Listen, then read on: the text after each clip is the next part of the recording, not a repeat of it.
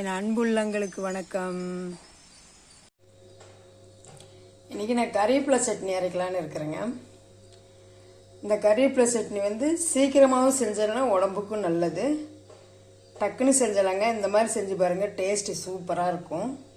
அதுக்கு தேவையான பொருள் என்னென்னு பார்த்துடலாங்களா. சின்ன வெங்காயம் ஒரு 10 கட் பண்ணி வச்சுருக்கிறேங்க. கருவேப்பிலை ஒரு 2 கைப்பிடி அளவு, கொஞ்சமாக புளி, அப்புறம் ஒரு சின்ன பீஸு இஞ்சி, பூண்டு ஒரு 4 பல்லுங்க, கடலைப்பருப்பு உளுத்தம்பருப்பு ஒரு 2 டீஸ்பூன், ஜீரகம், மிளகு ஒரு 10 மிளகு. அப்புறம் இது காரத்துக்கு நான் காஷ்மீரி மிளகு எடுத்துருக்கிறேன், காரம் இல்லாமல் வேணும்னு சொல்லிட்டு. தேங்காய் பூ திருவல் சும்மா ஒரு கைப்பிடி அளவுங்க, அவ்வளோதான். இது நம்ம ஒன்றுன்னா வறுத்துக்கலாங்களா. நீங்கள் என்ன யூஸ் பண்ணீங்களோ அது போட்டுக்கோங்க. நான் நல்லெண்ணெய் போட்டிருக்கிறேங்க. ஃபஸ்ட்டு இந்த கடலைப்பருப்பு உளுத்தம்பருப்பு போட்டுக்கலாங்க. எண்ணெய் ஒரு 3 ஸ்பூன் ஆகிற மாதிரி போட்டுக்கோங்க. இந்த கடலைப்பருப்பு உளுத்தம்பருப்பு வறுபட்டுருச்சுங்க. இப்போ நம்ம ஜீரகம், மிளகாய் இதெல்லாம் போட்டுக்கலாங்க. இதெல்லாம் நல்லா வறுத்துக்கலாங்க.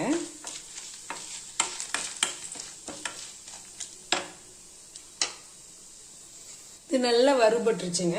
இப்போ நம்ம வெங்காயம் போட்டுக்கலாம். வெங்காயம், இஞ்சி, பூண்டு இதெல்லாமே போட்டுக்கலாம்.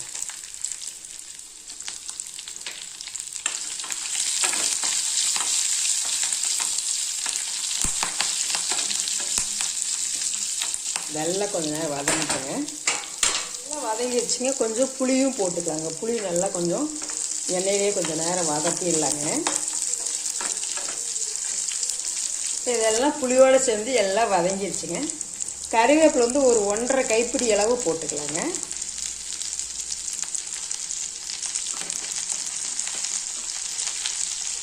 கறிவேப்பிலை நல்லா கழுவிட்டு எடுத்துக்கோங்க.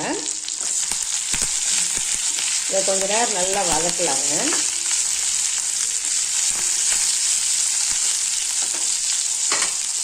இப்போ இது கூடவே கொஞ்சம் இதுக்கு தேவையான அளவு உப்பு போட்டுக்கலாங்க. இந்த சட்னிக்கு தேவையான அளவு உப்பு போட்டுக்கலாம்.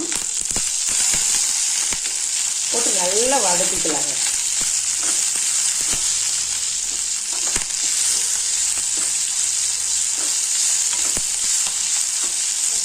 கருவேப்பிலை, வெங்காயம், இஞ்சி, பூண்டு எல்லாம் சேர்ந்து நல்லா வதங்கிடுச்சுங்க.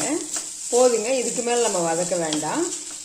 இப்போ நம்ம இந்த தேங்காய் கொஞ்சமாக இருக்குது இல்லைங்க, எடுத்து வச்சுருக்கோம் இல்லைங்களா, இந்த தேங்காயை போட்டுட்டு அடுப்பை ஆஃப் பண்ணிடலாங்க. இது நல்லா ஆறட்டுங்க. ஆறுனதுக்கப்புறம் நம்ம அரைச்சிடலாம். உப்பும் போட்டுட்டோம், எல்லாமே இதில் போட்டாச்சு. ஆறுனதுக்கப்புறம் அரைக்கிற வேலை தான். இதை ஆறட்டுங்க, அப்புறம் அரைக்கலாம். நல்லா ஆறிச்சிங்க. இப்போ நம்ம அரைச்சிட்டு வந்துடலாம். இந்த கருவேப்பிலை சட்னி நம்ம வாரத்தில் ஒரு 2 நாளைக்கு எடுத்துக்கிட்டால் போதுங்க.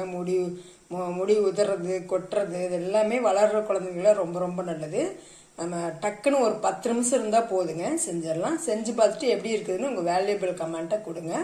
சப்போர்ட் பண்ணுங்கள், சப்ஸ்கிரைப் பண்ணுங்கள். தேங்க்யூ.